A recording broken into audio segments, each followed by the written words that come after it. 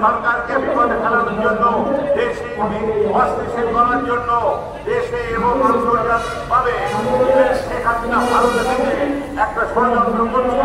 আমাদের দরকার হবে আমাদের সবাই একযোগে মাঠে থাকতে হবে, প্রতিরোধ করতে হবে, সজাগ থাকতে হবে, যাতে আমাদের এই বিজয় হয়েছে এই বিজয় যেন কোনোভাবে শূন্য না ঘটতে পারে, এই বিজয় যেন কোনোভাবে অবসান না হতে পারবে।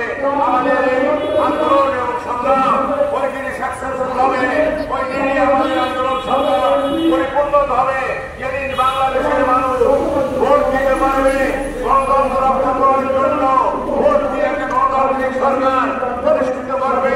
বাংলাদেশ অন্যায় অত্যাচার অবিচার ফ্যাসিস্ট সরকারকে আইনের আওতায় এনে সাজা দিতে পারবে। এদেশের লক্ষ লক্ষ কোটি টাকা পাচার করেছে, সেই টাকা ফেরত আনতে পারবে।